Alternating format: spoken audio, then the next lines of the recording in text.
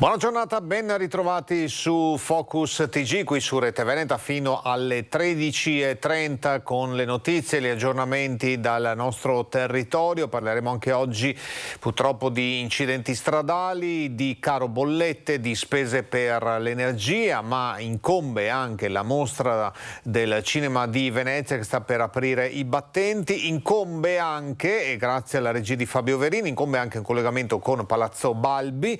Non c'è ancora nessuno, si è svolta questa mattina, ecco qui la postazione pronta a Palazzo Balbi. Tra poco sentiremo che cosa la giunta regionale ha deciso nella riunione di questa mattina. Intanto però partiamo dagli incidenti stradali. Secondo l'ASAPS sono state 30 le vittime nel fine settimana, erano state 25 nel weekend precedente, quindi dati che peggiorano, come abbiamo anche raccontato quotidianamente con i nostri servizi.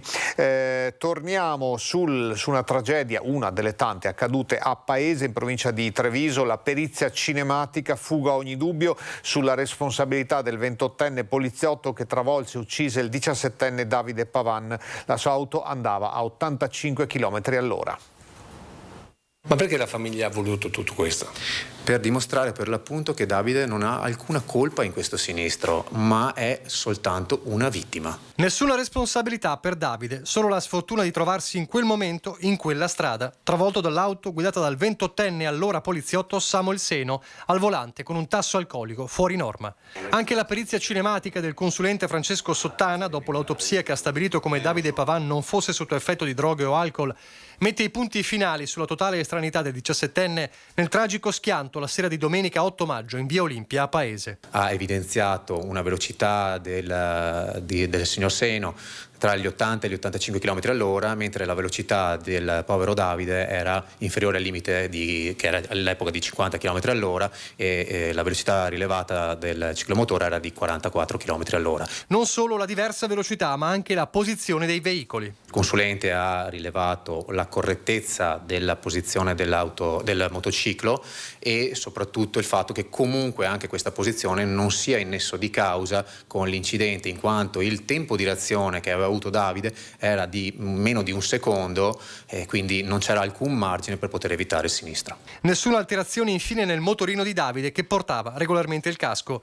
Il 17enne tornava a casa dopo aver accompagnato la fidanzatina. Seno invece, ora sospeso dalla polizia e all'epoca in forza all'ufficio stranieri della questura e giocatore del rugby Paese, usciva dalla festa per il suo addio alla palla ovale, con un tasso alcolico di 1,26, oltre 3 volte il consentito. Adesso ovviamente la famiglia si aspetta giustizia, ovviamente nessuno potrà restituire ai familiari Davide, però perlomeno si aspettano che il signor Seno pagherà per quello che ha fatto, visto che comunque la perizia ha dimostrato che la responsabilità del sinistro è al 100% di Samuel, quindi si aspettano che verrà condannato come è giusto che sia e che paghi per i danni causati. Dopo gli incidenti, le sentenze, le perizie, anche i funerali. Si è svolto ieri quello di Sebastiano Marsone alla chiesa di Sant'Andrea di Barbarana, oltre 500 i presenti. Vai Semo!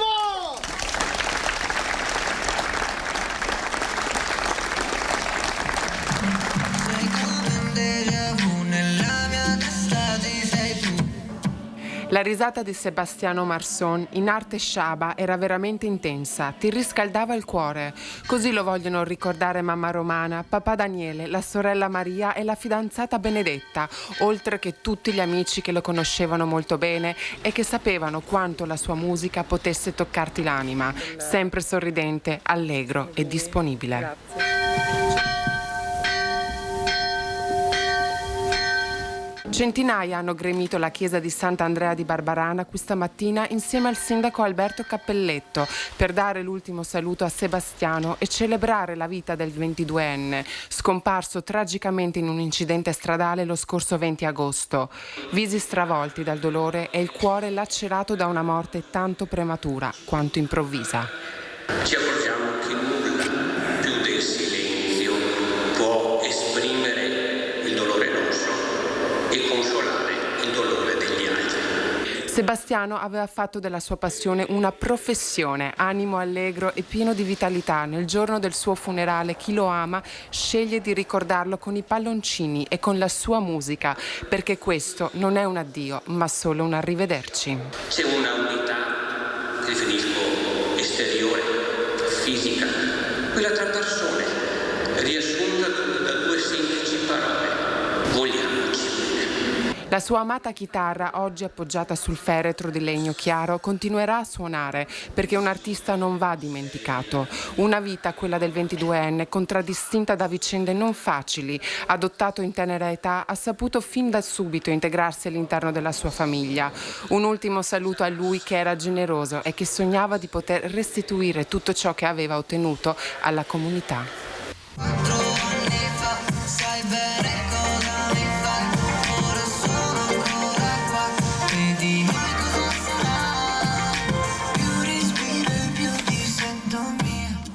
Tragedie di questi giorni, di queste ore, ma anche tragedie dalle quali sono passati molti anni, 10 in questo caso, quando Lucia Cendroni, infermiera di Quinto di Treviso, fu investita e uccisa da un uomo in sella a un motorino. Da 10 anni uno dei familiari ripete quasi un rito per dare un nome all'investitore che non esita a definire vigliacco. Un fiore e un annuncio a pagamento sul giornale. Da 10 anni gesta che si ripetono ad ogni anniversario dalla tragica morte di Lucia Cendron, qui lungo via dei Brilli tra Quinto e Paese. Era la sera del 29 agosto del 2012 e l'infermiera 57enne, madre di 2 figli, si stava recando in bicicletta verso Boiago quando venne investita da un uomo in sella ad un ciao bianco, poi sparito nella notte. Nonostante i soccorsi, la morte sopraggiunse dopo pochi istanti, trasformando l'incidente in omicidio stradale, a tutt'oggi senza però un colpevole.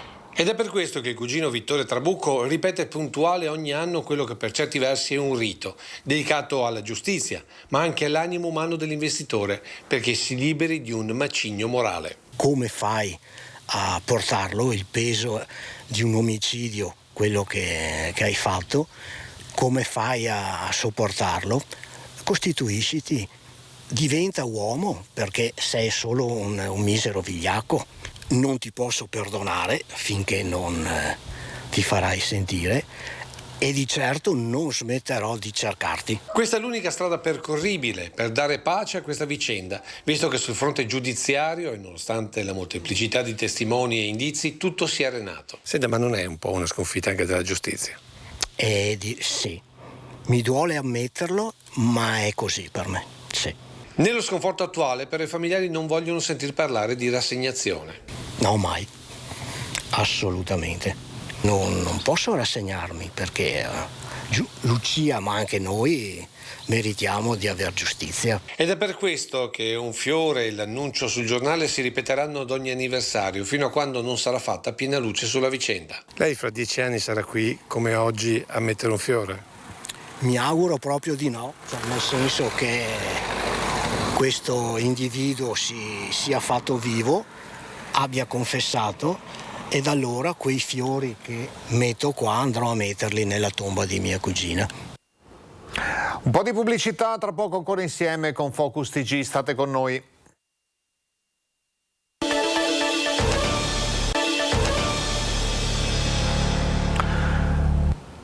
Ancora buona giornata, ben ritrovati qui su Rete Veneta in Focus TG. Fino alle 13.30 il nostro spazio di attualità, notizie e aggiornamenti. Abbiamo purtroppo un altro aggiornamento, la conta delle vittime sulla strada che continua a salire. 2 anziani travolti in poche ore, uno a Valdagno, l'altro a Gambellara.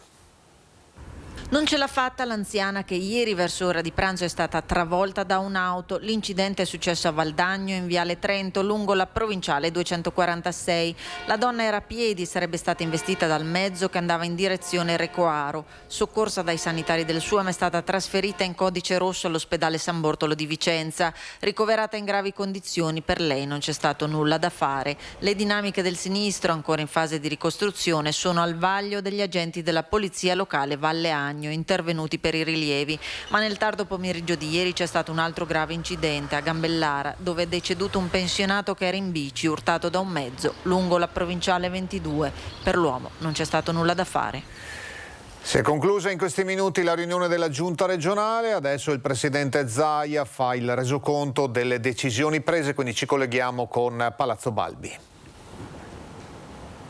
Russia, che è il nostro primo fornitore, vi ricordo solo che il 38% di gas che noi utilizziamo proviene dalla Russia, premesso che la Russia è l'aggressore e l'Ucraina è l'aggredito, tutto ciò premesso, ha un tema oggettivo di relazioni che sono venute meno e di difficoltà dettate appunto dalla presenza del conflitto bellico. Dall'altro voglio dire che noi ci ritroviamo con due fronti aperti importanti. Il primo, che è quello del costo dell'energia, che è quadruplicata, sulla quale è fondamentale che ci sia un intervento repentino, e non lo dico perché siamo in campagna elettorale, perché se non si interviene ora, dal 26-27, insomma da quando si insedierà, anzi dal 13 di ottobre, quando avremo l'insediamento del nuovo Parlamento, e quindi ci sarà l'avvio alla nomina del nuovo Consiglio dei Ministri e quindi del Presidente del Consiglio, quindi partirà questo nuovo governo, comunque ci si dovrà occupare di questa partita. Il tema dell'energia è un tema che oggi ci vede non poco in difficoltà. Voglio ricordarvi che l'energia significa famiglie, ma anche imprese in Veneto. Ricordavo ieri in un incontro fatto con molti di voi che il tema dell'energia è un tema che si traduce poi in PIL, e una regione come il Veneto, che dà 180 miliardi di PIL all'anno di produzione e quindi anche con gettito fiscale, nel momento in cui va in difficoltà manda in difficoltà l'intero paese. Fermo restando che se non si interviene, oltre a spalancare la porta della povertà a moltissime famiglie, avremo anche il grosso guaio di lavorare, di agire su un mercato dove la perequazione sui costi energetici non ci sarà. Pensate solo a quello che è accaduto in Francia, dove si è sostanzialmente messo mano al cap price, no? Definiamolo così, rispetto all'energia, fissando un più 4%, evitando che tutto quello che va oltre diventi un costo per le aziende e per le famiglie. Vi dico anche che abbiamo segnali pesanti e preoccupanti dal mondo del turismo, perché dietro il costo dell'energia c'è tutto il tema degli alberghi, della ristorazione, il che non vuol dire che hanno più difficoltà di altri, ma davanti alla prima industria in Veneto, che è il turismo, che fattura 18 miliardi di euro, che significa il 10% del PIL veneto, pensare che la prima offerta turistica italiana oggi ci dica che si vedrà costretta a chiudere, perché molte imprese ci dicono che soprattutto le catene non apriranno più realtà, ma cercheranno di aprire al minimo, ci dice che questi fermi produttivi sono sempre più realtà. Se da un lato c'è il tema dell'energia, intesa come appunto forniture elettriche, dall'altro c'è quello del prezzo del gas. Ecco, avevamo detto, no? Difficoltà di dialogo, relazioni con la Russia, fornitore pressoché monopolista nei nostri confronti, però non dimentichiamoci, questo non lo si dice mai, che siamo di fronte anche a una forte speculazione. Come vedete ogni tanto viene fuori questa storia dell'Olanda, di Amsterdam, che è la borsa che tratta sostanzialmente il 90% del gas. Allora in queste ore non è che si sta contrattando quindi domanda-offerta di gas che viene trasferito da chi vende a chi compra, ma si stanno soprattutto vendendo prodotti finanziari, si stanno vendendo scommesse sul prezzo del gas, il che vuol dire che si stanno vendendo futures, e il che vuol dire che si stanno vendendo derivati che scommettono sul prezzo del gas da qui ai prossimi mesi. Capite che nel momento in cui la scommessa è a rialzo, per spiegarla in maniera semplice, se oggi vale 100, tu scommetti che fra 3 mesi varrà 500, chi oggi ha un metro cubo di gas da vendere guarda a 3 mesi e dice: scusa, ma se la scommessa è a 500 perché te lo dovrei dare a 100 oggi? Questo dà vita purtroppo a un sistema di speculazioni che sta affamando i cittadini e tutte le comunità. Quindi è fondamentale che si metta un tetto al prezzo del gas in Europa, perché se l'Europa non lo fa vuol dire che si riconosce il ruolo della speculazione finanziaria, perché se da un lato c'è Putin come fornitore principale, dall'altro c'è chi specula sul prezzo del gas. Lo abbiamo già visto con le materie prime, Fortunatamente qualche piccolo segnale sul fronte metallurgico, quindi dell'acciaio e del legno sta arrivando, con la prospettiva che possano calare i prezzi delle materie prime e quindi avere meno ricaduta pesante su quello che è l'edilizia, su quello che è la programmazione di molte famiglie che si erano programmate con le ristrutturazioni. Io ho conosciuto una persona che io dovevo farmi la casa nuova e mi ritrovo che non riesco più a chiudere il mio bilancio familiare, quindi rinuncio a realizzare questo piccolo edificio. Ma dall'altro la speculazione, guardate che la speculazione tiene oggi in mano il mercato e le vite dei nostri cittadini, quindi veramente è fondamentale. C'è questa notizia oggi di questo messaggio del ministro tedesco, sembra che ci sia un'apertura, molti di voi lo hanno riportato. Guardate che se non sarà così è l'inizio della fine, cioè noi stiamo affrontando una fase autunnale e invernale che diventerà pesantissima per la disponibilità di fonte energetica, ma pesantissima ancora di più per i bilanci familiari. Istat ci dice che una famiglia media italiana avrà mediamente una spesa maggiorata per vivere di 2.000 euro all'anno. Quindi anche quando si parla della 14ª di dare uno stipendio in più, probabilmente non basterà neanche per arrivare a quei 2.000 euro che le famiglie si troveranno a spendere. Noi dobbiamo fare una programmazione che sia rispettosa di tutto questo. Questo perché ve lo dico? Perché abbiamo un sacco di sollecitazioni. Avete visto che anche i commercianti, ho visto il presidente Bertin che ha annunciato che è andato a Santo, eccetera. Ma anche questo è un segnale, cioè mai avremmo pensato che i nostri operatori economici si riducessero a dover andare in Basilica per sollevare questo problema, insomma, perché comunque questo ci porterà alla chiusura. E non è trascurabile. Allora qualcuno dice: ma cosa si può fare? Ma ad esempio abbiamo il PNRR, vi ricordo che l'articolo 21 del negoziato europeo prevede la possibilità di rinegoziare il programma al mutare delle condizioni socio-economiche. A me sembra che con la guerra le condizioni socio-economiche siano mutate totalmente. Quindi alla luce di tutto questo non escluderei a priori anche la possibilità di rinegoziare anche il PNRR. Sono sempre 230 miliardi. Quanto vale un intervento del governo rispetto al fronte energetico? Circa 30 miliardi di euro. Se noi dovessimo stabilizzare i costi dell'energia al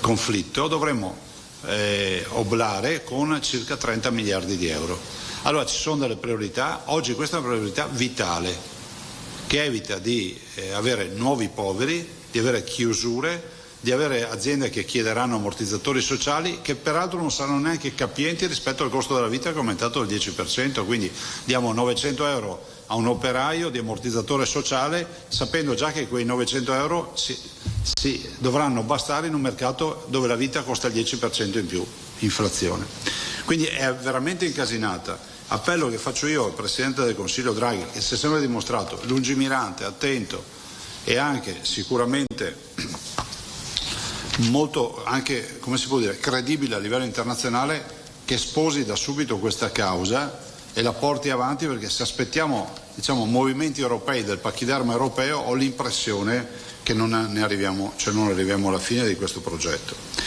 Piano straordinario per il contrasto alla diffusione di West Nile virus. Allora, dopo arriverà l'assessore e vi dirà tecnicamente. Qui stabiliamo sostanzialmente lo stanziamento di 1 milione di euro. Stabiliamo che davanti a 227 casi già censiti, poi vi diamo anche delle tabelle con la distribuzione dalle province. Se voi vedete, vi daremo anche una cartina del Veneto, vedete che abbiamo delle zone che sono assolutamente interessate da West Nile, che sono la parte del veneziano, la parte più bassa sud del Veneto. Poi pian piano va scalando e quindi si creano delle zone meno interessate finché troviamo delle zone buffer e quindi delle zone indenni. Allora, il tema qual è? Il tema è che la West Nile, spiegate ai cittadini, cioè la zanzara che ti punge e ti inocula il virus, è un problema assolutamente importante. Avete voi dato la notizia qualche giorno fa del fatto che abbiamo dei reparti che ormai hanno più ricoverati di West Nile che di Covid. Ecco, tranquillizzo i complottisti non inizieremo con i bollettini del West Nile, perché penso che abbiano anche questi problemi ormai, ma abbiamo un ruolo fondamentale che è quello di informare i cittadini e fare in modo che non si mettano nei guai, quantomeno che non possano dire che la Regione non aveva detto niente, visto considerato che ancora in questo Paese siamo responsabili della salute dei cittadini come Regione. Allora, West Nile, prima cosa, le persone che finiscono in terapia intensiva molto spesso sono persone con comorbidità, che hanno altre patologie pregresse e persone magari anziani, grandi anziani, definiamoli così. Ciò non toglie che sia un'emergenza sociale, perché comunque si sta diffondendo più del previsto.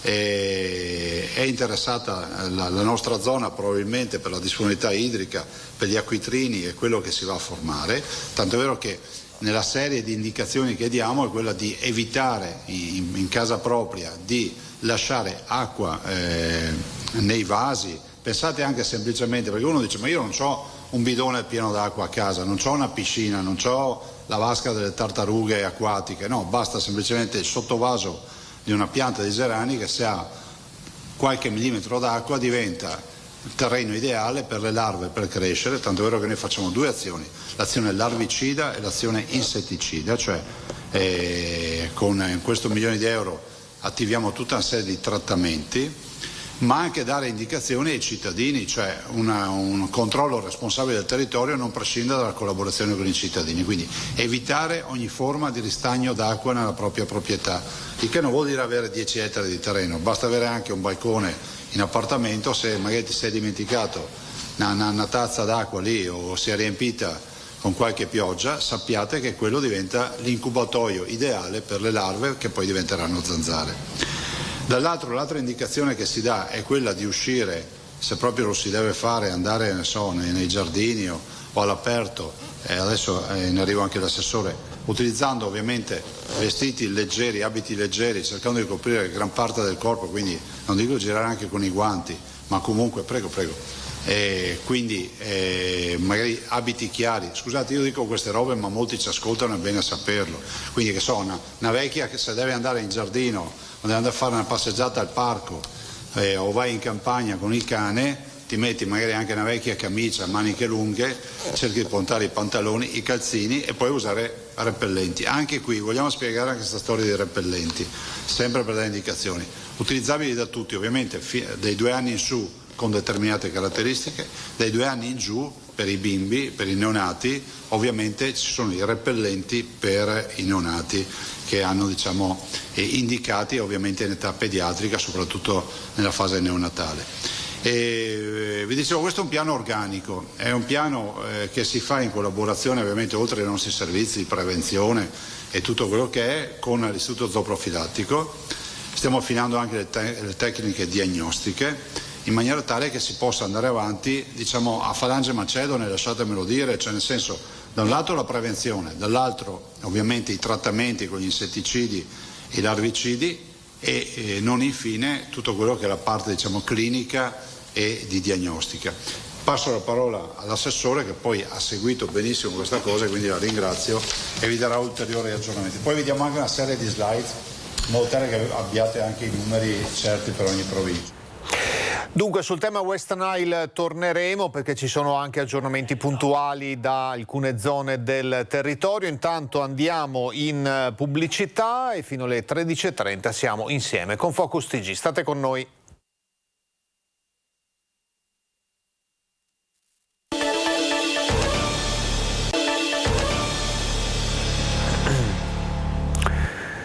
Di nuovo ben trovati, buona giornata, Focus TG fino alle 13:30, abbiamo parlato in apertura di incidenti stradali, abbiamo sentito le ultime decisioni della Giunta per quanto riguarda questo piano regionale di disinfestazione contro la diffusione del West Nile virus. Torniamo a parlare di viabilità, in particolare della strada statale 51 di Alemagna che rimane chiusa, residenti ed esercenti lamentano ovviamente disagi. La chiusura sarà per il tempo strettamente necessario a ripristinare le opere di protezione e l'impianto di allarme, il sistema di monitoraggio delle colate detritiche. La statale statale Alemagna rimane chiusa in via precauzionale. La chiusura si è resa necessaria anche se la strada non è stata raggiunta dalla frana a seguito dell'allarme emesso dal sistema di monitoraggio delle colate detritiche della Valla Pisina, installato da ANAS nel 2021 nell'ambito dei lavori effettuati sulla statale 51 a seguito della tempesta Vaia per garantire la sicurezza della circolazione. Il sistema di allarme funziona, conferma il sindaco Antonio Miatto. Nello specifico, in questo ultimo evento abbiamo avuto 2 movimenti franosi su 2 colatoi distinti. Sul primo non è successo nulla, nella seconda invece, nel secondo colatoio è avvenuto un grosso movimento franoso che però si è fermato in quota. Quest'ultimo movimento ha però rovinato tutto il sistema dei sensori posti sul colatoio, per questo la statale 51 rimarrà chiusa per il tempo strettamente necessario al ripristino delle opere di protezione e dell'impianto di allarme. Residenti ed esercenti sono stanchi però di subire le chiusure della statale perché comportano disagi e costi aumentati per il trasporto. È dal 2014 che andiamo avanti con la frana qua. Da tempo si chiedono delle gallerie artificiali in corrispondenza delle frane in grado di eliminare il problema una volta per tutte, come si fece per proteggere la ferrovia negli anni 30. Quello è un bel sistema, così si risolve il problema una volta per tutte, perché ogni anno si ripresenterà sempre uguale. Il sindaco Miatto è perfettamente a conoscenza che le gallerie artificiali potrebbero risolvere il problema. È compito di ANAS, non certo del comune, lavorare su una statale. Noi ci auguriamo e premiamo perché si abbrevino i tempi. Una volta eseguite queste gallerie artificiali è chiaro che il problema sarebbe del tutto risolto. Apriamo la pagina anche oggi ampiamente dedicata al tema delle bollette, ne ha parlato poco fa a livello più ampio, regionale e nazionale, anche il presidente Zaia. Il caro energia colpisce anche la pubblica amministrazione, alcuni comuni hanno già deciso di spegnere l'illuminazione di notte, la provincia di Padova avanza l'idea di ridurre l'orario settimanale delle scuole a 5 giorni anziché 6, escludendo quindi il sabato. Per riscaldare le scuole superiori padovane la provincia spende circa 18.000 euro al giorno, che fatto tutto l'anno scolastico a cavallo di 2 anni solari corrispondono a circa 2 milioni e mezzo di euro. Quindi l'eventuale chiusura del sabato porta a un risparmio di 400.000 euro naturalmente sulle bollette dell'anno scorso, quindi senza considerare che ci sia l'aumento di quest'anno. Questo però non significa che abbiamo già preso una decisione, ci mancherebbe. Secondo me, costituito un tavolo presso la prefettura con tutti i presidi, con il provveditorato agli studi e parlarne in maniera serena. Settimana di 5 giorni per le scuole della provincia di Padova. Per ora è un'idea, non c'è niente di definitivo e categorico. La decisione deve essere collegiale. La richiesta della provincia alla prefettura è quella di aprire un tavolo con tutti gli attori coinvolti per prendere una decisione. Del resto le scuole primarie e le medie hanno già un orario simile. Questo ha dei vantaggi sicuramente per la famiglia, probabilmente anche per i ragazzi. Va tenuto conto però che quelle 4-5 ore del sabato vanno spalmate sugli altri 5 giorni e naturalmente questo significa che va allungata la mattinata, che si rientra a casa un po' più tardi. La DAD non è un'opzione da prendere in considerazione. Secondo me i ragazzi di DAD ne hanno fatta tanta, quasi troppa, diciamocelo, eravamo in periodo pandemia. Da quello siamo usciti, magari bisognerà anche in alcune occasioni, se c'è la necessità, tornarci, ma non lo strutturerei con un sabato in DAD. Preferirei, ma parla il genitore più che l'amministratore, che queste ore fossero spalmate sulla settimana. Vedremo, perché ormai mancano una decina di giorni, una dozzina all'inizio delle lezioni, e vedremo poi cosa succederà col nuovo anno scolastico, anche come saranno l'autunno e l'inverno, se saranno miti o freddi. C'è da sperare, abbiamo detto anche ieri, che le temperature non siano particolarmente rigide visti i costi dell'energia. Abbiamo raccontato ieri in diretta dell'iniziativa dei commercianti padovani che non sapendo più a chi chiedere aiuto sono andati a votarsi al santo.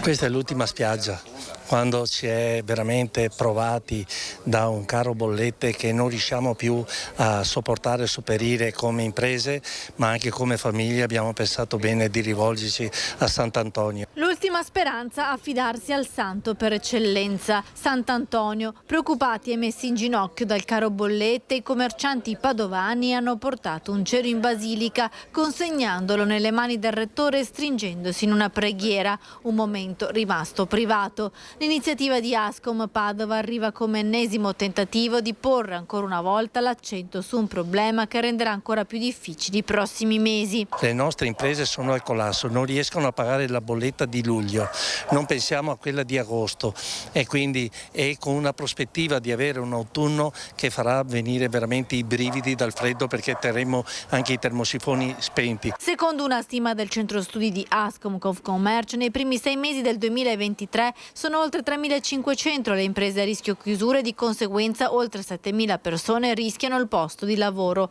un effetto domino che si ripercuote sui consumi. La situazione di adesso invece, la guerra e i rincari energetici e di tutte le materie prime stanno portando naturalmente a un aumento dei prezzi delle case che vengono costruite e quindi la difficoltà ad accedere all'acquisto, ad accedere anche al mutuo, perché naturalmente le persone non sanno più se avranno lavoro nel prossimo futuro, visto che le aziende sono tutte in crisi e a rischio chiusura. I commercianti padovani sono terrorizzati dalla bolletta di agosto, come questo panificatore che a luglio ha fatto i conti con una bolletta di 7.900 euro. L'IVA di queste fatture corrisponde all'importo che ho pagato l'anno scorso. È una guerra proprio fra poveri. Una volta c'era il film che diceva pane, amore e fantasia. Adesso abbiamo creato questo, diciamo, pane, spese e debiti. Insomma, un trittico purtroppo difficile da affrontare. Continuiamo a parlare di questo tema spostandoci a Vicenza. Vediamo che le reazioni e anche lo sconforto sono analoghi. L'aumento insostenibile dei costi per commercianti ed esercenti che dicono neanche aumentando i prezzi possiamo recuperare le spese. Bollette in vetrina, continua la protesta nazionale degli esercenti per mettere in evidenza il costo esorbitante dei rincari di energia in un anno triplicati per giustificare il rincaro dei prezzi di prodotti e servizi. Non solo baristi e ristoratori, ma in generale tutti gli esercizi pubblici che in centro e nelle periferie svolgono anche un fondamentale presidio del territorio. A Vicenza, in centro storico, però, non vediamo vetrine costellate di bollette. Come mai? Potrebbe essere perché qui la musica è diversa? Non è perché il problema non ci sia a Vicenza. No, il problema c'è assolutamente, però appunto bisogna cercare di limitare anche un discorso privacy, ecco. Io sono appena andata a pagarle. Non le vediamo però che cosa? No, da 1.500 euro in su. Quindi siamo proprio sul pezzo, il problema, cioè... Io ho un'attività commerciale, ma se arrivano ancora bollette di questo genere, tiro giù a persiana. A giugno abbiamo pagato la bolletta 600 euro, a luglio sono arrivati 1.800, quindi le bollette sono triplicate attualmente. Le bollette sono veramente un problema, soprattutto per noi commercianti che dobbiamo tenere le luci accese sempre durante la giornata e anche di sera, perché vedere le vetrine al buio è brutto e già la città è un po' più sicura con luci accese. È una buona iniziativa, così il pubblico viene educato. È un problema. È un grosso problema. E lo so perché anche mio figlio ha un negozio in centro, ha un ristorante. Il problema delle bollette ormai è visibile a tutti. Qui stiamo parlando di un aumento in linea teorica fino al momento attuale, in linea non teorica ma pratica, del 250% di aumento. E adesso, oltretutto, con l'ultima borsa che ho visto stamattina del valore dell'energia elettrica, si va a un 300-350%. Vedremo se sarà il caso di tenere aperto o chiudere per un periodo, perché con questi costi neanche un aumento del 10-15% sul proprio prodotto può supportare questa cosa, insomma. È a rischio la sopravvivenza di molte attività, secondo lei? Sì, è molto a rischio. Tutte le attività qui sono a rischio, infatti tanti negozi hanno chiuso e purtroppo non riaprono neanche più. E vediamo come si stanno muovendo anche gli amministratori pubblici per quanto riguarda i conti del comune, soprattutto le spese per l'illuminazione pubblica, ma anche per tutti gli edifici di proprietà comunale. Comuni del Bassanese in modalità risparmio. Ad attivarla l'emergenza rincari con le spese di energia elettrica che sono schizzate alle stelle. I conti sono facili da fare, il problema è farli quadrare. L'energia elettrica all'ingrosso in Italia è stata abbattuta a cifre vicino agli 800 euro a megawattora. Tanto per rendere l'idea, di questo passo 8 ore di aria condizionata verrebbero a costare quasi 10 euro, un lavaggio con la lavatrice 1,50 euro e un frigo 5 euro al giorno. I sindaci del territorio sono corsi ai ripari, ma la situazione resta critica. Cartigliano, ad esempio, è passata dai 75.000 euro di spesa per l'illuminazione pubblica nel 2021 ai quasi 180.000 euro di quest'anno. Mi auguro che arrivino ben presto dei supporti da parte del governo per riuscire a portarci fuori da questa situazione grave e anche imbarazzante da sindaco, perché naturalmente spegnere l'illuminazione pubblica penso sia qualcosa di storico.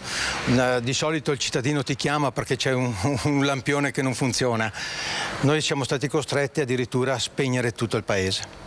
L'amministrazione di Tezze sul Brenta segnala un rincaro di oltre 300.000 euro. Gli uffici hanno stimato un aumento dell'energia elettrica rispetto al 2021 del 60% e anche qualcosina in più, per una spesa complessiva di circa 350.000 euro. All'inizio di questo mese ho mandato a tutti gli utilizzatori degli spazi pubblici, quindi impianti sportivi, centri anziani, sale comunali, ho mandato una lettera invitandoli a rispettare, a ridurre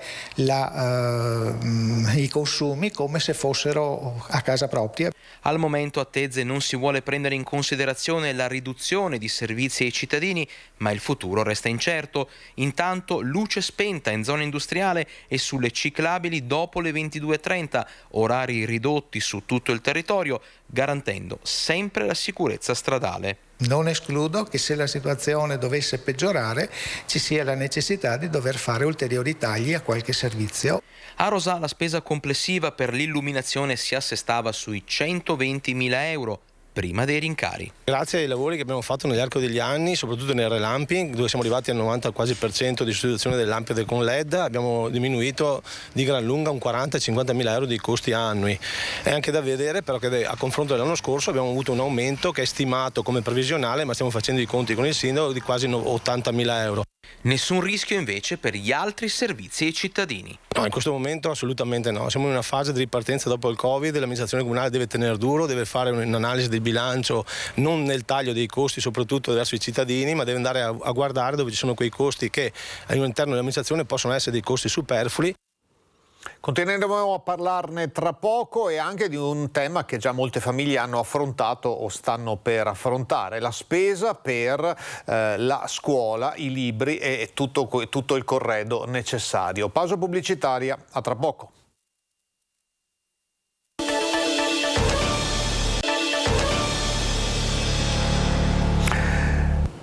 Continuiamo dunque a parlare di questo tema del caro bollette e delle spese per l'energia. Abbiamo sentito poco fa i sindaci dell'area bassanese, abbiamo fatto un giro di opinioni e di intenzioni anche tra altri primi cittadini del territorio vicentino.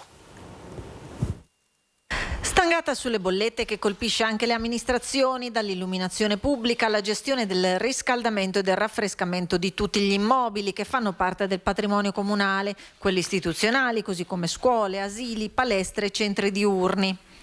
Per quanto riguarda l'illuminazione pubblica si prevede un aumento di pari a 1.300.000 euro che il Comune in questo momento già ha dato copertura attraverso 2 variazioni di bilancio.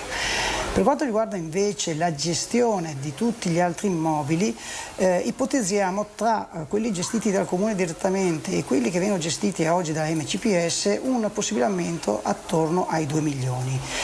Finora lo Stato ci è venuto incontro con 2 piccole tranche di pari circa 500.000 euro. È in corso una terza tranche che verrà determinata attraverso un decreto ministeriale di fine settembre. Questi i conti del Comune di Vicenza, che gode di un avanzo di 1 milione che viene tenuto fermo in funzione della copertura delle bollette, ma il panorama è analogo in altri comuni del Vicentino. Noi normalmente di bollette, di energia, di acqua e tutto quanto spendiamo circa 500.000 euro l'anno. Abbiamo tenuto da parte metà cifra rispetto a quello che prevediamo di spendere. Insomma. L'impegno è quello di mantenere inalterati i servizi, il tutto all'insegna dell'oculatezza. Si parte riducendo gli sprechi, si valutano le risorse accantonate, se da parte del governo non dovessero arrivare ulteriori risorse si dovranno trovare altre strade. Da ultimo prenderemo alcune considerazioni che possono prevedere una rimodulazione dell'accensione e dello spegnimento dell'illuminazione pubblica ed una maggiore attenzione, come ho detto, nell'accensione e nello spegnimento del raffrescamento e riscaldamento degli stabili comunali. Questa settimana, a fronte dell'aumento continuo delle bollette di energia elettrica e di gas metano, valuteremo come comune la possibilità di anticipare la chiusura dell'illuminazione pubblica nelle ore notturne.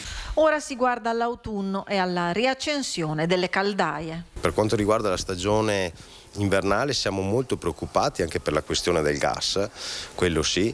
Auspichiamo che parte dei soldi che siamo riusciti ad accantonare riescano a mitigare il più possibile e adesso vedremo verso fine anno se riusciamo a trovare ulteriori risorse. Ci saranno comunque delle indicazioni date dal governo, è chiaro che dovremo abbassare un po' i termostati. E allora apriamo la nostra finestra all'esterno, ci colleghiamo con Padova, vi portiamo dentro una cartoleria che è uno dei luoghi più frequentati in questi giorni, in queste settimane, in vista dell'avvio dell'anno scolastico. Ma che spesa anche qui. Valentina Visentin, buongiorno. Esatto Mirko, ma che spesa per le famiglie, già le prese con il caro energia e le bollette. Siamo qui con Roberto Berto, che è il titolare di questa cartoleria padovana, per fare un po' il punto. Quanto spende in questi giorni una famiglia in media per figlio che va a scuola? Allora, il prezzo varia da indirizzo a indirizzo, diciamo dai 450 fino ai 550 fra libri, dizionari e... Poi c'è il materiale per la scuola, la cancelleria. Esatto, poi c'è il materiale, anche lì dipende un attimino, a seconda sempre dell'indirizzo media superiore, si va dai 60 ai 100 euro, 100-110 euro. È un periodo difficile per le famiglie, le prese con i rincari dei prezzi in generale, ma anche delle bollette. Voi cercate di venire incontro, ma è difficile perché ad esempio manca un materiale base per questa attività. Purtroppo sì, manca la carta. La carta sta diventando un bene introvabile, un bene appunto perché purtroppo si parla di un'impresa energivora e la produzione è sempre più limitata e non si trova in tutta Europa, dall'estero non arriva e perciò i rincari per quello che riguarda la carta ci sono e ci saranno se non si pone un freno.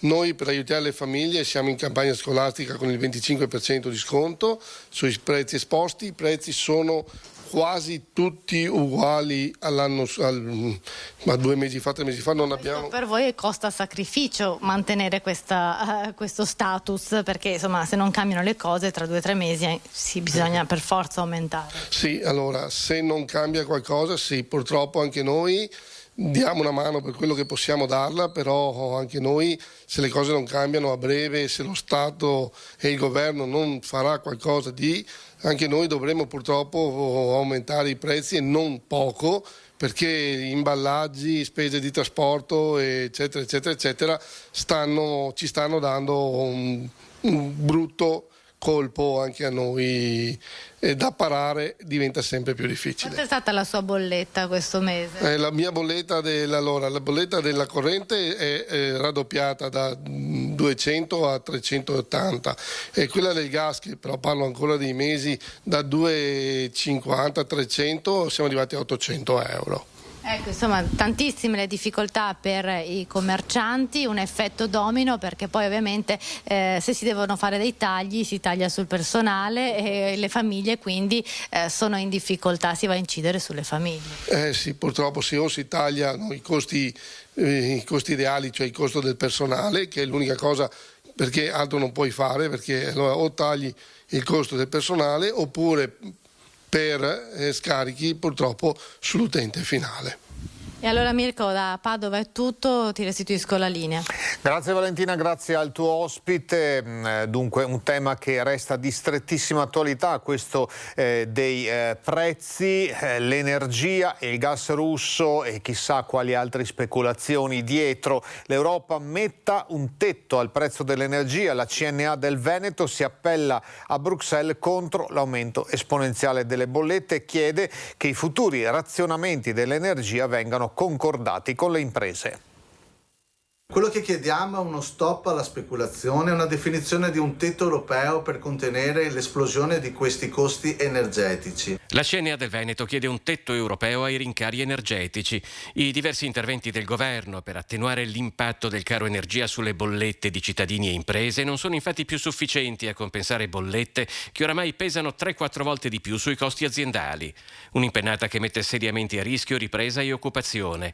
Il segretario della CNA del Veneto, Matteo Ribon, teme uno scenario nel quale migliaia di mestieri e di tradizioni rischiano di sparire, lasciando migliaia di famiglie in difficoltà economica. Le forze politiche in questa fase dovrebbero essere tutte d'accordo per sostenere un'azione di governo in grado di rispondere anche con contributi alla bolletta delle imprese e anche con la definizione di dilazioni di pagamento utili a mantenere una situazione complicata dal punto di vista della sostenibilità. Secondo il presidente della CNA del Veneto, Moreno De Col, la strada da intraprendere è quella dell'autoconsumo e delle comunità energetiche e, come per le grandi crisi energetiche degli anni 70, sarà necessario diversificare le fonti e costruire un piano energetico nazionale. I mesi che ci aspettano sono quelli che riguardano un'ipotesi di razionamento delle forniture e da questo punto di vista non possono essere fatti senza il sostegno e l'attenzione da parte del mondo delle imprese. Per questo chiediamo che le parti sociali vengano coinvolte in questa azione che ci aspetta nei prossimi mesi. Un altro esempio concreto che vi raccontiamo ci arriva da un negozio di barberia in centro a Bassano, dove è andato il nostro Alex Giuliano, che saluto. Buona giornata Alex, a te la linea. Buongiorno Mirko, buongiorno ai nostri telespettatori. Oggi è un compleanno amaro, o meglio un compleanno salato, quello di Cesare Casoni. Siamo a Bassano del Grappa, in una delle barberie più rinomate, più caratteristiche della città, per parlare di rincari, per parlare di appunto bollette salate, perché Cesare Casoni ci racconta di una bolletta che è quasi quadruplicata rispetto a quanto era solito pagare. Sì, adesso non posso farvi vedere perché non c'ero qua, però fino all'anno scorso in questo periodo pagavo all'incirca dai 180 ai 190 euro di energia. Adesso mi è stata recapitata una bolletta di 650 euro con gli stessi consumi, perché non è che consumavo meno l'anno scorso o ho consumato di più quest'anno, è uguale. Ecco, il messaggio che vuole lanciare Cesare Casoni non è tanto riferito alle difficoltà personali nel pagare questa bolletta, quanto nell'essere solidale nei confronti di tante altre famiglie, tanti altri esercenti che di fronte a un aumento così importante possono andare in serie difficoltà. Sì, infatti la mia non è una lamentela per me, perché io più bene che male riesco a farcela. Mi lamento più che altro e sono solidale con le persone che o percepiscono una pensione di 800 euro al mese oppure percepiscono anche uno stipendio di 1.200-1.400 euro al mese, magari con dei figli da mantenere, come possono farcela quando arriva una bolletta dai 250 ai 300 euro bimestrali, per cui mi metto nei panni e sono solidale con queste persone.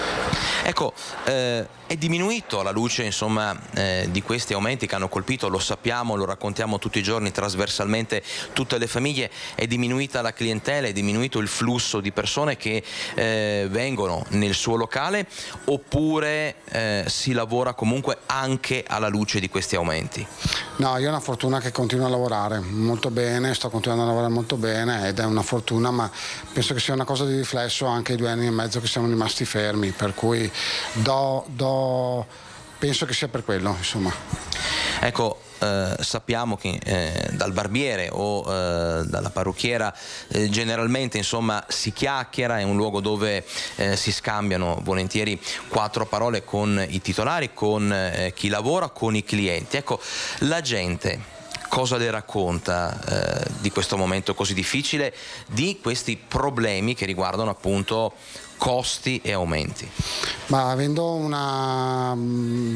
molte tipologie di clientela, da imprenditori, piccoli imprenditori, grandi imprenditori e lavoratori dipendenti, c'è una forma di rispetto per chi ha un aumento sostanziale nelle bollette e c'è un rispetto nei confronti di quando tu vai a aumentare il cliente al prezzo finale, anzi sono molto consapevoli che non è colpa nostra e sono molto vicini a questi aumenti. Quindi nessuno si è lamentato di qualche piccolo aumento, anche perché oltre alle bollette sono aumentate anche le materie prime, i prodotti. Sì, nessuno si lamenta, anche perché sanno benissimo che è aumentato tutto, dalla carta al prodotto nostro finale, alla corrente, all'acqua, al gas, a tutto. Per cui diciamo che è vicina e solidale a queste problematiche qua. Ecco, abbiamo detto che oggi è il compleanno di Cesare Casoni, diciamo che si aspettava un altro tipo di regalo, non una bolletta del genere. No, a dirti la verità, Alex, l'aspettavo prima, ok? Mi è arrivata oggi, però vabbè, amen, si festeggia lo stesso, non c'è nessun problema. Da studio, se non ci sono altre domande, noi continueremo il nostro giro nelle attività commerciali, nelle amministrazioni locali, con le famiglie, perché questo è un problema che è di stretta attualità, è un problema che noi raccontiamo quotidianamente. Se non avete altre domande, da Bassano è tutto. Grazie Alex, grazie anche al tuo ospite e auguri anche da parte nostra. Voltiamo pagina e parliamo di sicurezza. Fine settimana di controlli, quello passato da parte delle forze dell'ordine a Vicenza. Sono stati disposti fogli di via per 15 pregiudicati. Fine settimana di controlli interforze del territorio anche nel weekend appena trascorso. Il questore Paolo Sartori ha disposto operazioni straordinarie di polizia che si sono protratte fino a notte inoltrata nel comune di Vicenza. Nel mirino le aree urbane segnalate dagli stessi cittadini che si sono impegnati a evidenziare alle autorità numerosi episodi di illegalità e di degrado urbano. In particolare non solo Campo Marzio, il Quadrilatero, Parco Fornaci, Viale San Lazzaro e Corso San Felice e Fortunato, già sistematicamente attenzionati dai controlli. Verificati anche altri quartieri cittadini come quello di Via Tecchio, Via Baden-Powell, Viale 10 Giugno, Piazzale della Vittoria e Ponte Alto. Disposti anche alcuni posti di controllo lungo le principali arterie stradali. Complessivamente sono state identificate 127 persone, di cui 47 stranieri e 35 con precedenti penali. Controllati 74 veicoli e 3 esercizi pubblici. Al termine delle operazioni sono stati adottati 15 fogli di via obbligatori dal Comune di Vicenza a carico di altrettanti cittadini italiani pregiudicati con obbligo di rientro nel comune di residenza e 4 avvisi orali per cittadini italiani e stranieri pregiudicati la cui pericolosità sociale deriva da reati contro la persona e lo spaccio di sostanze stupefacenti. Ora nel veneziano, con una vasta operazione della Guardia di Finanza, sequestri nelle ultime settimane in tutta la provincia. Borse, occhiali, telimare e accessori con marchi falsi e centinaia di articoli senza contrassegno. Una vasta operazione delle Fiamme Gialle ha portato nelle ultime settimane a sequestri in tutta la provincia.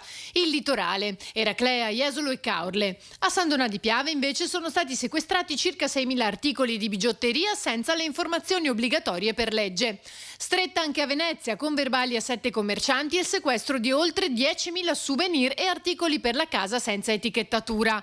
Non solo, i Baschi Verdi della compagnia Pronto Impiego hanno requisito oltre 11.000 articoli, tra i quali oggetti in finto vetro di Murano con falsa dicitura Made in Italy. Al Lido sono state multate 3 persone con sequestro di oltre 160 prodotti, tra pelletteria, bracciali, collane, orecchini e accessori mare. Lo stesso reparto, in 2 diverse circostanze, ha sequestrato un totale di 50 tonnellate di pellet. Uno dei 2 carichi risultava prodotto in Italia, ma in realtà proveniva dall'est. L'altro conteneva merce priva di documenti. Infine a Tessera, con il personale delle dogane, le ispezioni sulle merci in arrivo hanno portato al sequestro di un carico di t-shirt contraffatte provenienti dalla Turchia, nonché borse e accessori con marchi falsi.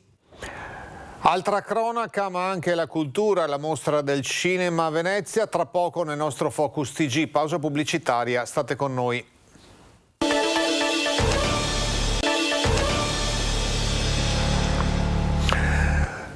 Ultima tranche del nostro Focus TG per questo martedì 30 di agosto, ancora cronaca, fingeva di sentirsi male e chiamava l'ambulanza. È successo 7 volte in 2 giorni, l'uomo pluripregiudicato è stato espulso dall'Italia. Sono intervenuti in corso Palladio in ausilio dei sanitari del SUEM 118 che stavano assistendo un cittadino straniero. La pattuglia delle volanti, arrivata sul posto, ha riconosciuto il soggetto, cittadino marocchino, irregolare sul territorio nazionale e con un curriculum criminale noto alle forze dell'ordine per reati contro il patrimonio e gli stupefacenti. L'uomo, inoltre, secondo quanto riferito dal personale medico che si trovava sul posto, negli ultimi 2 giorni aveva fatto intervenire un'ambulanza per ben 7 volte, accasciandosi a terra e riferendo ai passanti di sentirsi male nonostante risultasse perfettamente in grado di deambulare, e sistematicamente, arrivato in ospedale, abbandonava il nosocomio replicando la stessa scena in vari punti della città. Dopo la visita medica è stato accompagnato agli uffici della questura per l'attivazione delle procedure di espulsione, avendo a proprio carico precedenti penali e non essendo in possesso dei requisiti richiesti per stare in Italia. Il questore Paolo Sartori ha emesso un decreto di allontanamento dal territorio nazionale con ordine di lasciare il nostro paese entro 7 giorni. C'è stata una manifestazione di protesta nel primo pomeriggio di ieri davanti alla sede dell'Università Ca' Foscari Venezia per chiedere più spazi alle attività didattiche e dicendo anche no alle lezioni di sabato. Pretendiamo un'università pubblica con spazi, un'università che non agisca come un'azienda, che non pensi al profitto ma che pensi al beneficio degli studenti e dei professori che la vivono. È stato un blitz con affaccio da uno dei balconi della sede centrale dell'Università di Ca' Foscari, quello degli studenti del Fronte della Gioventù Comunista di Venezia. Una manifestazione per chiedere più spazi per l'attività didattica, studentati accessibili solo agli studenti e il proprio no alle lezioni al sabato. Una decisione, quest'ultima, dettata secondo gli studenti dalla mancanza di investimenti in spazi per l'area umanistica e linguistica. La sede di Ca' Cappello destinata agli studenti di area linguistica è stata chiusa e inoltre, dopo anni che il rettorato promette la ristrutturazione di Tesa 4 a San Basilio adibita per l'area umanistica, i lavori non sono ancora iniziati. Un luogo che può ospitare all'incirca 1000 posti a sedere per gli studenti. Parliamo ora di animali. Purtroppo è morto lo stambecco che era stato soccorso domenica da un veterinario del CRAS di Treviso e da una guardia provinciale di Belluno al lago del Sorapis. L'animale aveva ingerito una scatoletta di tonno arrugginita e forse da un paio di giorni aveva la mandibola bloccata e non riusciva a nutrirsi. L'intervento sembrava inizialmente aver avuto esito positivo, passato però l'effetto dell'anestetizzante, lo stambecco appunto si era rimesso in piedi riprendendo a muoversi, poi è stato ritrovato il corpo. Aveva 10 o 11 anni di età, era in buona salute prima di trovarsi a addentare quella lattina. Il veterinario Marco Martini, richiamato dalle ferie per questo volo in elicottero, confidava appunto si sarebbe potuto riprendere. Così non è stato. Ancora nel Bellunese la polizia provinciale ha coordinato un difficile intervento di recupero appunto di questo stambecco, ma c'è stato un altro intervento nel weekend nei pascoli di Valbona fra Cortina e Auronzo per una doppia predazione ai danni di bestie in alpeggio. Ecco quel che resta di un cavallo norico del peso di 250 kg, non più giovane, che non è riuscito a sottrarsi all'attacco di un branco di lupi che ha preso casa fra Cortina e Auronzo, nella zona di Valbona. La polizia provinciale con i suoi uomini è stata chiamata per una doppia predazione da un pastore che ha le dipendenze della cooperativa Auronzo, che ha in affidamento stagionale bestiame che arriva dall'Alto Adige e dalla provincia di Belluno. Subito gli agenti hanno individuato la carcassa di un pony, poco distante i resti del cavallo norico, sul quale i rilievi eseguiti dal veterinario hanno certificato l'attacco del lupo. Per la mandria, seguita dal pastore, purtroppo non è la prima predazione. Nelle scorse settimane il branco di lupi che popola le zone dei pascoli di qua e di là dell'Ansiei aveva catturato e sbranato 3 manze. Sono state avviate le pratiche per il risarcimento dei bovini e degli equini predati che, in quanto in alpeggio, non avrebbero potuto essere ricoverati in stalla o in una scuderia. Ora il trasporto pubblico locale. Dal 1° settembre arriva un nuovo servizio a chiamata per la Bassa Padovana. L'ospedale di Schiavonia sarà più facilmente raggiungibile dal 1° settembre grazie ad un nuovo servizio a chiamata di un bus navetta pubblico per la Bassa Padovana. Il minibus per il polo ospedaliero Madre Teresa di Calcutta è un servizio a prenotazione da fermata a fermata effettuata nei giorni feriali dal lunedì al venerdì dalle 6:30 alle 14:30 su 3 minibus attrezzati anche per il trasporto disabili. Arriva proprio perché è prenotato tramite un'app di facilissima consultazione o anche attraverso una telefonata per offrire un servizio non soltanto ai cittadini che devono recarsi all'ospedale di Schiavonia, ma anche a tutti quei cittadini che circolano tra i comuni di Stanghella, Pozzonovo, Tribano e Solesino, per cui un'opportunità per agevolare i loro trasferimenti e ovviamente un'opportunità per raggiungere in modo più facile l'ospedale, non soltanto per le visite, ma ricordo per esempio il gran numero di studenti che ogni giorno raggiunge l'ospedale di Schiavonia per le proprie attività di tirocinio, di stage, di formazione. La prenotazione può essere effettuata tramite l'app Quibus Veneto, indicando luogo di partenza, luogo di arrivo e data. L'app mostrerà tutte le soluzioni prenotabili dalla fermata più vicina all'utente. Grazie al contributo della provincia di Padova, i biglietti per le navette acquistabili su app saranno scontati del 50% rispetto al tariffario extraurbano. Abbiamo parlato prima nel collegamento con Palazzo Balbi a Venezia del piano regionale contro il West Nile virus. Facciamo ora il punto in una delle ULSS venete, la numero 3 Serenissima, che somma circa 1/10 dei 227 casi registrati in tutta la regione. Ogni giorno abbiamo un paio di casi nuovi, tutti i casi vengono processati attraverso una conferma presso il laboratorio di Padova, quindi noi alla fine abbiamo 34 casi confermati e un'altra trentina in attesa di verifica del laboratorio di Padova. Adesso tra l'altro anche la nostra microbiologia sarà in grado di attrezzarsi, quindi si semplificherà anche questo passaggio tecnico che è molto importante perché velocizza tutti gli interventi. Nel veneziano sono in tutto 34 i casi accertati di West Nile, circa 1/10 dei 227 registrati a livello regionale. A Mestre un cluster si era avuto la settimana scorsa nella zona del Terraglio, dove c'è stato un importante intervento di disinfestazione che deve svolgersi secondo precise modalità. Nel momento in cui c'è una notifica del caso si valuta sia la residenza che le frequentazioni della persona per valutare dove può avere avuto l'infezione, e se ricade entro 2 chilometri da un altro caso e con 15 giorni di lasso temporale nell'insorgenza dei sintomi si parla di cluster e pertanto viene disposta una disinfestazione straordinaria. La sorveglianza rimane attiva fino a metà ottobre, però di fatto l'aumento delle piogge e quindi il cambio delle acque stagnanti abbatte la presenza del vettore, quindi riduce la quota di soggetti punti e anche poi la comparsa di casi sintomatici. Di conseguenza, con anche l'abbassamento delle temperature, sicuramente fisiologicamente andrà calando il fenomeno. Tra le accortezze quella di utilizzare il repellente, soprattutto all'imbrunire. Abituarsi a utilizzarlo, ecco, perché noi siamo abituati, dicevamo prima, a prendere la puntura, a infastidirci, vabbè, è una puntura di zanzara, invece abbiamo visto che ciclicamente, perché negli ultimi 2 anni questa cosa è successa, ma ciclicamente la Western Nile si rifà sotto e quindi la puntura di zanzara non è sempre quell'evento banale che può essere, quindi ci abituiamo a usare un po' di, ognuno prende la profumazione che preferisce e ad averlo con sé, insomma, soprattutto all'imbrunire.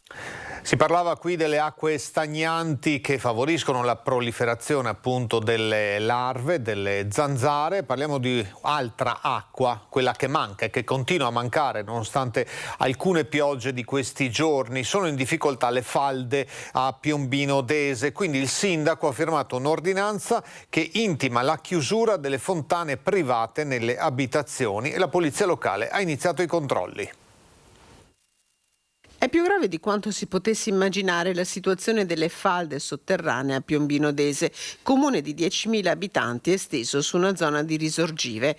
Per questo il 10 agosto il sindaco Cesare Mason ha firmato l'ordinanza 29 contro lo spreco d'acqua che impone ai cittadini la chiusura delle fontane private che proprio dalla falda pescano dagli 8 ai 15 ettolitri d'acqua al giorno. Un problema molto grave, spiega il sindaco Mason, che ha invitato la polizia locale a controllare rispetto dell'ordinanza nelle circa 500 abitazioni private abbellite da queste fontane. Dopo un primo invito bonario, in caso di mancato rispetto dell'ordinanza, scatterà una sanzione da 25 a 500 euro. I controlli sono partiti sabato. Un primo bilancio è atteso per il fine settimana. Restiamo ai temi ambientali, spostandoci nel Trevigiano, le porte di Treviso, in quartiere Monigo, la strada Feltrina si è trasformata in discarica a cielo aperto. Abbiamo raccolto la protesta di un residente.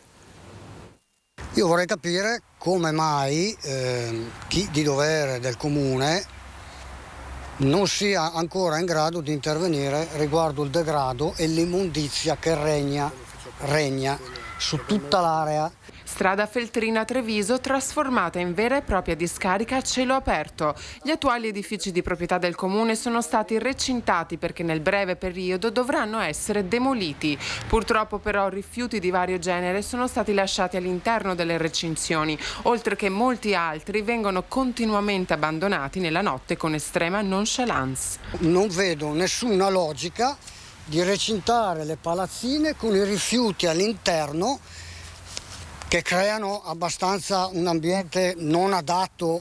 Rolando Cozzolino è un residente che abita nel quartiere di Monigo da molti anni ormai e indignato ha deciso di rivolgersi ai nostri microfoni per denunciare una situazione che stona totalmente con gli standard di una città come Treviso. Io ho fatto segnalazione alla polizia locale, l'ufficio antidegrado, ma non ho risolto nulla. L'indignazione del signor Rolando è tanta e chiede direttamente alla pubblica amministrazione se la situazione del degrado in strada Feltrina dovrà continuare a lungo, favorendo così il proliferare di insetti e ratti, oltre che malattie.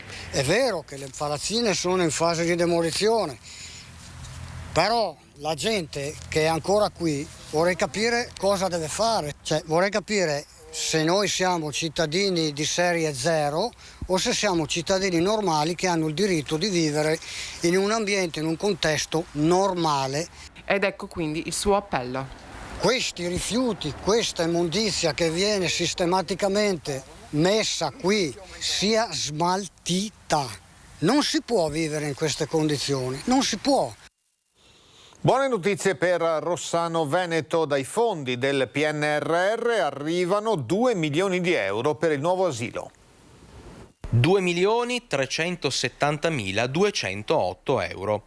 A tanto ammonta il contributo che il comune di Rossano Veneto si è aggiudicato dai fondi del PNRR per l'ampliamento della scuola per l'infanzia. Un progetto, uno dei 9 presentati dall'amministrazione Martini, che va a completare un quadro complessivo che ha visto l'arrivo, per lavori di efficientamento energetico e sicurezza, di altri 600.000 euro dalla Regione e 600.000 euro dal Governo. 2.370.208 euro, che sono una enormità, e che ci permetteranno di ampliare la scuola per l'infanzia esistente. Quindi, accanto ai lavori che stiamo facendo e che potete vedere per il consolidamento, per l'efficientamento energetico e per l'efficientamento sismico di quella che era la scuola di infanzia della parrocchia, Possiamo partire anche con l'ampliamento che potrà prendere il via sicuramente nei prossimi mesi, perché il progetto è un progetto esecutivo. Nel dettaglio, su un'area di 850 metri quadrati verranno realizzati 3 aule, 3 laboratori che all'occorrenza diventeranno 6, una sala riposo o multiuso e un piccolo anfiteatro per giochi e spettacoli. Un progetto a bassissimo impatto energetico che vedrà l'utilizzo e il riciclo di materiali recuperati da Vaia. E voi potete immaginare la grande gioia che provo e che voglio condividere con tutti voi cittadini rossanesi. Stiamo lavorando per i vostri bambini, per i nostri ragazzi, per creare degli spazi scolastici sicuri, ma anche belli e soprattutto innovativi. L'ampliamento sarà a nord, verrà livellata quella che è l'attuale Montagnola, verrà creato una struttura moderna, funzionale, a impatto zero. L'ampliamento non interferirà con gli attuali lavori in corso all'asilo comunale. Ora in centro a Padova, 2 mesi fa vi avevamo raccontato la chiusura della storica edicola di Corso Milano. Ebbene, dopo un mese di serrande abbassate, il chiosco è in fase di riapertura. A provare l'avventura è un giovane pensionato. Come mai hai deciso di prendere in mano questa edicola?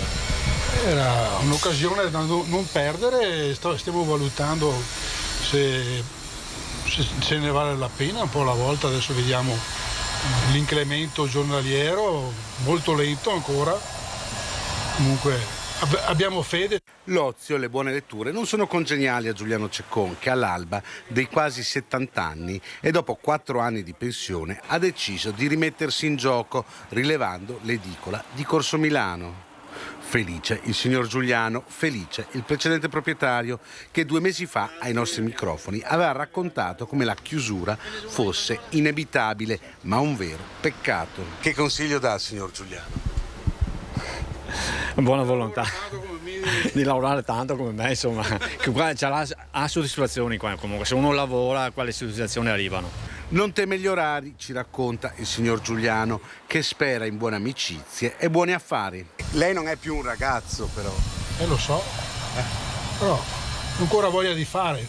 Non mi basta la pensione e devo ancora lavorare.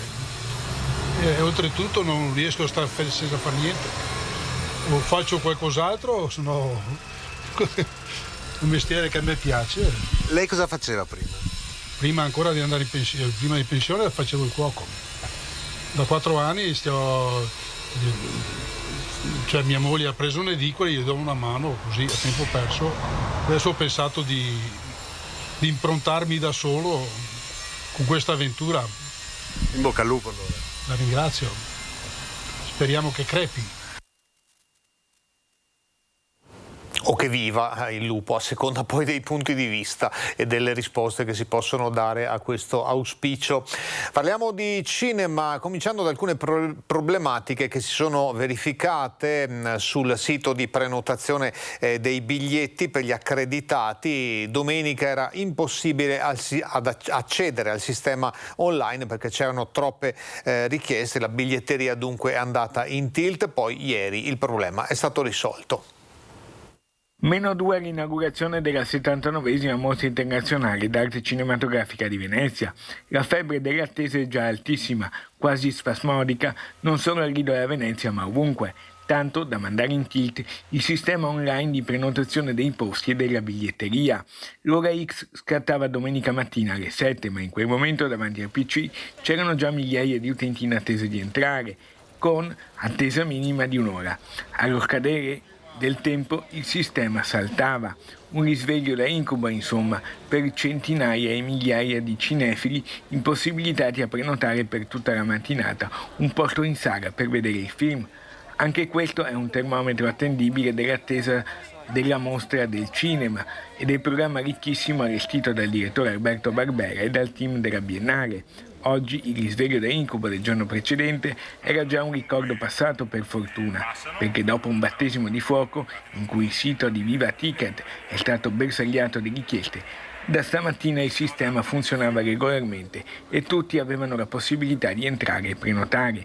Ricordiamo che la prenotazione del porto in sala è sempre obbligatoria anche per gli accreditati, una modalità che è rimasta in piedi anche dopo il Covid, per eliminare così le lunghe attese davanti alle sale, con il rischio poi per molti di rimanere a bocca asciutta. La Biennale di Venezia, dopo le contestazioni dello scorso anno, ha anche cambiato fornitore e sistema, passando da Boxiol a Viva Ticket. Insomma, in vista dell'inizio di mercoledì, ma già domani c'è una preapertura, tutto è quasi pronto.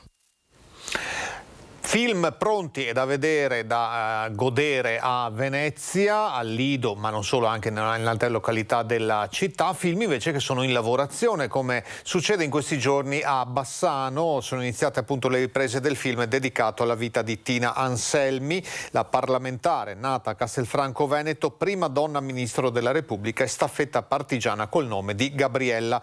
L'Anselmi aveva 17 anni quando nel 1944 fu costretta ad assistere all'impiccagione di 31 prigionieri da parte dei nazisti. I loro corpi, abbiamo visto la ricostruzione, furono appesi lungo quello che oggi conosciamo come Viale dei Martiri. Da quella scena nacque l'impegno partigiano di Tina Anselmi, che a Bassano aveva studiato all'Istituto Sacro Cuore, dove ora c'è il Liceo Brocchi. Il film sarà trasmesso dalla RAI nel 2023. Le riprese proseguiranno tutta la settimana con la chiusura al traffico di Viale dei Martiri e una parte del parcheggio di Santa Caterina. Sono previste riprese anche nella città di Castelfranco Veneto. Torniamo alla mostra del cinema a Venezia, che sta per aprire i battenti, con un'intervista al direttore Alberto Barbera. Direttore Barbera, che festival sarà? Sarà un festival ricchissimo e molto vario, fatto di tantissime proposte, dai grandi nomi del cinema contemporaneo ai film più attesi della nuova stagione, ma anche tante scoperte, tanto cinema che viene da paesi meno frequentati dalla distribuzione commerciale, tanti nuovi autori, giovani autori di grande talento, e quindi un festival che esplora il cinema contemporaneo a 360 gradi, senza pregiudizi e senza limiti. Le parole chiave di questa edizione? Ma le parole chiave sono il ritorno, no, alla normalità dell'esperienza festivaliera dopo 2 anni di limitazioni imposte dalla pandemia, il ritorno del pubblico che si annuncia estremamente numeroso, e un festival, devo dire, ancora più del solito forse pieno di sorprese, ricco di sorprese, per cui vale la pena di farsi guidare dalla curiosità anziché affidarsi soltanto ai soliti nomi noti, che pure hanno fatto dei film bellissimi, ma c'è tanto altro materiale interessante da scoprire nel programma del festival. 5 film italiani in concorso di qualità. Assolutamente sì, poi ce ne sono altri in concorso Orizzonti, concorso Orizzonti Extra, qualcosa anche fuori concorso. Sono i film migliori che abbiamo visto, di una produzione enorme, persino troppo sovrabbondante, che talvolta ha premiato la quantità sulla qualità, errore strategico, perché si rischia di pregiudicare quel lavoro di ricostruzione del rapporto di fiducia con il pubblico, messo in crisi dalla pandemia, e che invece può contare soltanto sulla qualità dell'offerta. Le sue aspettative per questa mostra? Le aspettative sono che i film piacciono, naturalmente, che tutti lasciano la mostra soddisfatti, contenti di aver vissuto queste giornate in condivisione con tanti spettatori, portandosi a casa il ricordo della scoperta di alcuni film sconosciuti e di alcuni autori inaspettati. E poi l'Academy, che arriva a Venezia quest'anno. L'Academy viene a Venezia per la prima volta a presentare il suo nuovo amministratore delegato, un modo per sancire un rapporto non formalizzato che ormai esisteva da anni. Lo sapete, da Venezia sono partiti 4 film che hanno vinto l'Oscar per il miglior film, e addirittura in 9 anni 7 registi che hanno vinto la statuetta ambitissima come miglior regista dell'anno. Un suo invito ai nostri telespettatori per questa mostra? L'invito è di cercare di vedere, di lasciarsi guidare dalla curiosità, di non cercare di vedere a tutti i costi solo i film più noti, anche perché sono quelli che usciranno in sala e quindi sarà più facile recuperarli. E lasciatevi invece guidare dal sesto senso per andare alla caccia dei tanti tesori nascosti in questo programma. Un festival finalmente senza mascherine, con red carpet aperto.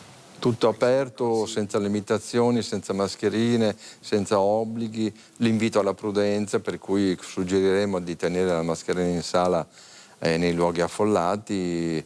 Mi auguro che qualcuno voglia assecondare questi comportamenti di pura prudenza per garantire a tutti di vivere in serenità questa grande festa che celebra la bellezza e la ricchezza del cinema contemporaneo.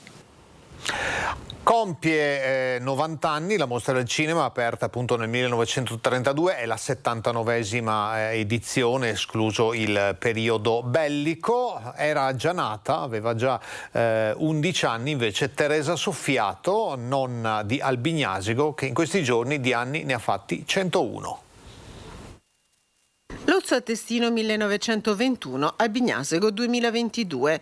Ha festeggiato i suoi 101 anni di vita, circondata dai 3 figli, dai 7 nipoti e dai 12 pronipoti Teresa Soffiato, che da 58 anni vive a San Giacomo di Albignasego e proprio dal sindaco Filippo Giacinti ha ricevuto gli auguri da parte di tutta la comunità. Una vita lunga e ricca di soddisfazioni per Teresa, che a 9 anni è emigrata con la famiglia in Sardegna, ad Arborea, un paese popolato da coloni veneti, dove ha vissuto per oltre 30 anni prima di tornare in provincia di Padova. E in provincia di Padova restiamo, a Montagnana c'è stata la 10ª edizione dell'Homme de Mer, triathlon goliardico, e il Riverente è tornato a pieno regime dopo la pandemia.